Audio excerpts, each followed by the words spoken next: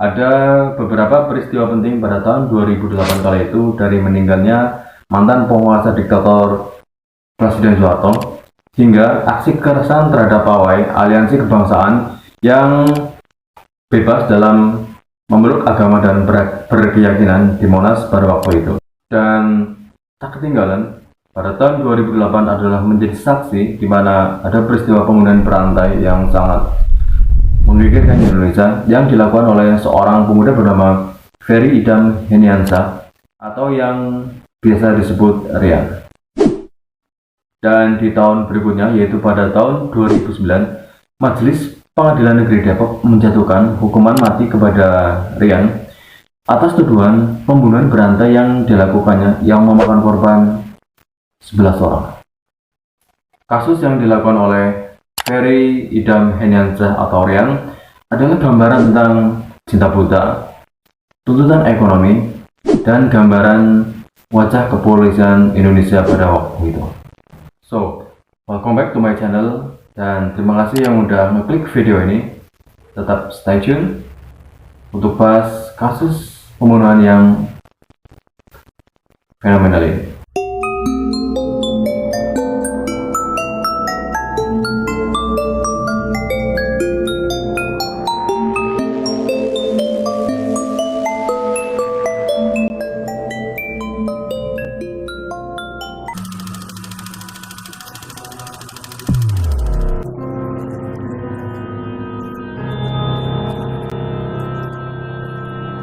Ferry Idam Heniansyah lahir di Jombang pada 1 Februari 1978 dan beragama Islam.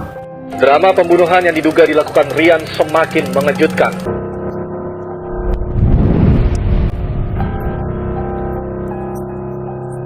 Rian terlahir dari pasangan dari seorang ayah bernama Ahmad Maskur dan ibunya bernama Kasiatun. Rian memiliki seorang kakak sambung yang bernama Mulyo Wasis. Tindakan-tindakan keji yang seperti itu, aku selalu menangis tanpa bisa melakukan apa-apa, hingga aku pun semakin terseret masuk ke dalam jurang yang gelap dan dalam. Kasus Rian terkuak pertama kali pada waktu ditemukan 7 potongan tubuh manusia yang dibungkus dalam 2 tas serta kantong plastik yang ditemukan di dekat Kebun Binatang Ragunan, Jakarta Selatan. Dan inilah gambar mobil minibus hitam milik korban Heri Santoso saat mendatangi apartemen Margonda Residence untuk menemui Rian. Setelah itu, Heri dibunuh. Potongan tubuh tersebut diketahui adalah milik seorang lelaki yang bernama Heri Santoso yang berusia 40 tahun yang merupakan kekasih Rian sendiri yang dia bunuh di apartemen Margonda Depok. Dalam sebuah Bastard of Legacy atau warisan legendaris para pedebah tahun 2015, Jonathan mengungkapkan bahwa faktor yang dilakukan Rian untuk membunuh Heri adalah ketika Heri melihat foto tanpa novel yang merupakan kekasih Rian juga dan menggoda Rian agar Rian menyerahkan novel agar bisa tidur dengan Heri. Mendengar tuntutan dari Heri tersebut, Rian pun akhirnya kalap dan pertengkaran sengit pun terjadi, dan akhirnya mereka pun baku hantam. Rian yang sempat terdesak akhirnya mengambil pisau dapur dan menusuk Heri tepat di ulu hatinya, dan Heri yang sudah tidak sadarkan diri akhirnya ditarik ke batap oleh Rian dan ditelentangkan dan kepalanya dihantam dengan tongkat besi oleh Rian. Dalam CCTV yang terekam malam hari tanggal 12 Juli 2008 lalu ini, tampak Rian bersama dengan Noval, teman prianya, tengah berjalan menuju elevator. Dan bukan hanya di situ saja, setelah melakukan aksi sadisnya kepada Heri, Rian yang kedatangan pacarnya Noval mengaku kepada Noval bahwa ia telah membunuh Heri. Dan tak hanya di situ saja, kemudian Rian mengambil barang berharga Heri seperti laptop dan dompet. Dan kedua hasil curian tersebut digunakan untuk berfoya-foya bersama Noval, pacarnya. Sebuah kekecewaan yang sedikit-sedikit dari lingkungan, dari keluarga, yang akhirnya menumpuk membentuk karakter saya. Dan melalui penyidikan terungkap bahwa motif yang dilakukan oleh Rian adalah selain motif cemburu dan motif ekonomi, dia melakukan hal tersebut karena dia mengalami trauma pada masa kecilnya, di mana dia sering mendapat kekerasan dari ibunya sendiri, dan akhirnya dia pun memendam kepada ibunya dalam jangka waktu lama, dan dia salurkan hasrat dendamnya untuk menghabisi para korban-korban dari Rian. Dalam proses penyidikan, Rian pun mengaku bahwa ia memang telah membunuh Harry, dan yang membuat polisi curiga adalah di mana ekspresi Rian yang mengaku bahwa ia membunuh Harry dengan ekspresi yang biasa-biasa saja atau boleh dikatakan ceria. Dan polisi pun akhirnya curiga kemungkinan bahwa Harry bukan satu-satunya korban dari Rian. Dengan setelah didesak dengan berbagai cara, akhirnya Rian mengaku bahwa ia telah membunuh korban sebanyak 10 orang yang dia kubur di belakang rumahnya di Jombang. Walaupun di secara fisik saya kelihatan lembut, tapi di dalamnya mungkin saya lebih keras dari apa yang mereka lihat. Menurut Direskrim Polda Jatim, yaitu Kombes Rusli Nasution, mengungkapkan bahwa motif yang dilakukan ke 10 korban Rian pada kurun 2006 sampai 2008 berbeda dengan motif yang dilakukan kepada Harry, yakni motif ekonomi. Selebihnya adalah motif personal, di mana para korban terlebih dahulu diajak ketemuan di suatu tempat dan mereka dirayu oleh Rian untuk datang ke rumahnya. Dan entah di hari, siang hari, atau malam hari, Rian pun membantai para korbannya dan merampas harta berharga milik korban. Dan untuk menutupi jejak dari apa yang dilakukan Rian, korban pun dikubur di belakang rumah Rian. Penggalian kubur kembali berlangsung di rumah orang tua Rian, tersangka pembunuh dan mutilasi. Ibu Rian, Kasiatun, dan suaminya tidak mengetahui bahwa telah terjadi pembunuhan di rumah mereka sendiri, yang ternyata korban dari Rian dikuburkan di belakang rumahnya. Dan kepada kepolisian mengaku bahwa pada hari tertentu, yaitu pada hari Ahad atau hari Minggu, Kasiatun dan suaminya memang pergi ke Sidoarjo. Ketika aku melakukan pembunuhan berikutnya itu seakan nggak ada beban gitu.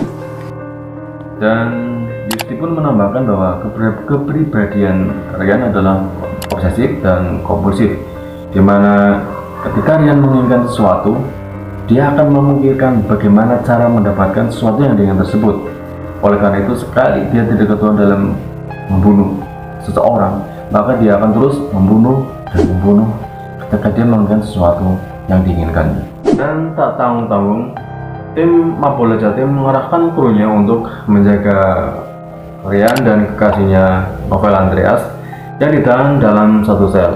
Dan dalam satu shift, tim Mapolda Jatim mengerahkan 7 personilnya untuk menjaga mereka. Tentu hal ini adalah strategi para penyidik agar dapat menjaga psikologis dari Rian itu sendiri, agar mereka dapat bekerja sama dengan mudah untuk menyingkap dan mengungkapkan para korban-korban yang telah dihabisi oleh Rian.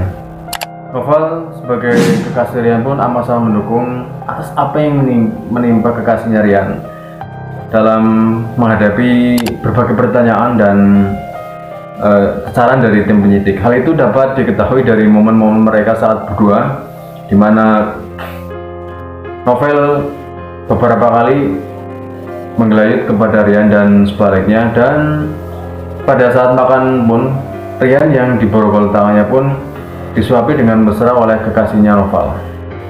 Jauh dari kubur ibu dan anak ditemukanlah jasad Agustinus, pemuda yang hilang bersama uang 72 juta rupiah sejak Juni tahun lalu.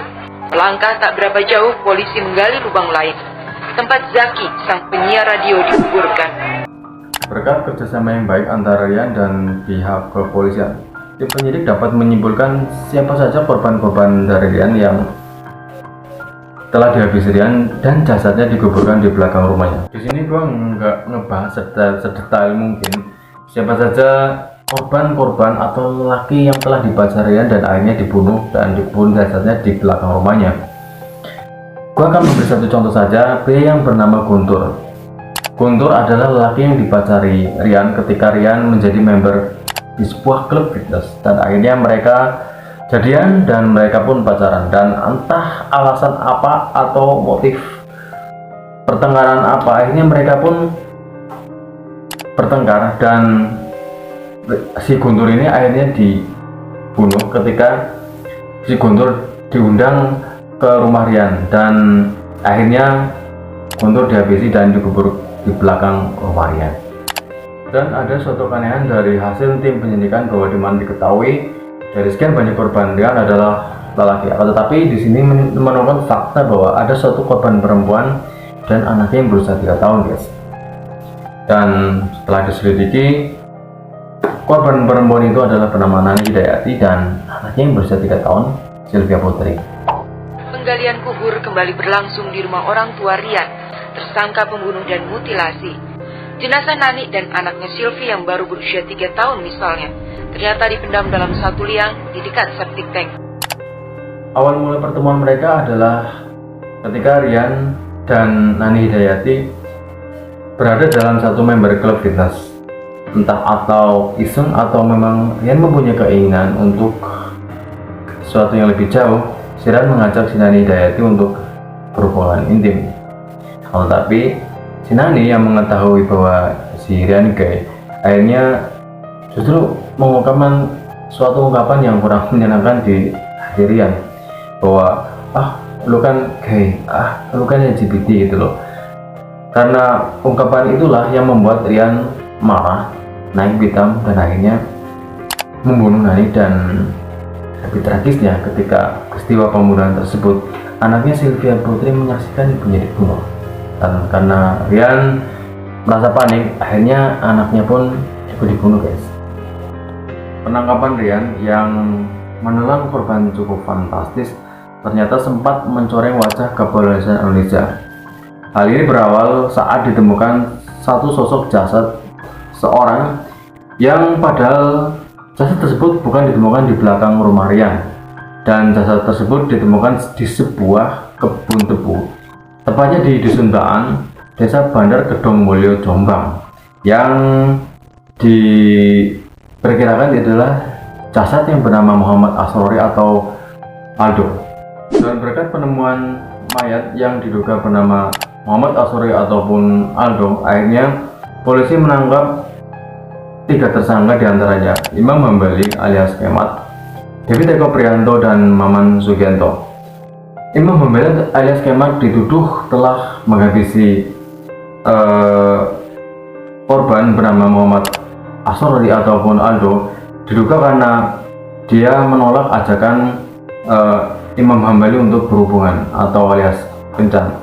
Dan kedua tersangka, yaitu diantaranya David dan Maman, diduga ikut berkomplot dengan Hambali, dan akhirnya ketiganya pun ditangkap oleh kepolisian. Sebagaimana korban salah tangkap pada umumnya, mereka pun mendapat perlakuan yang tidak menyenangkan, guys. Mereka pun seperti dipaksa untuk mengaku, terus dipukul, bahkan diancam dengan todongan pisau. Berkat perbuatan yang tidak menyenangkan dari tim penyidik, bahkan juga ada unsur pemaksaan, akhirnya ketiga tersangka pun tidak menyangka apa yang dituduhkan jaksa. Dan akhirnya Kemat sebagai otak yang dituduh sebagai otak pelaku utama dihukum 17 tahun, nggak main, guys. Dan pembantunya yang diduga bersekongkol masing-masing dijatuhi hukuman 12 tahun penjara. Dan berkat penangkapan Rian pun akhirnya terungkap bahwa memang bukanlah ketiga tersangka ini yang telah menghabisi Aldo atau Muhammad Asrori. Dan Rian pun mengaku bahwa memang dialah yang telah membunuh Aldo. Hal ini berdasarkan bahwa ia merasa menerima perlakuan yang tidak menyenangkan dari Aldo, karena si Aldo terungkap pernah mengajak Rian untuk berhubungan intim, tapi akhirnya menolak karena si Aldo ini dianggap berwajah jelek. Dari fakta tersebut dapat kita simpulkan bahwa bahayanya sifat psikopat yang ada pada dirinya.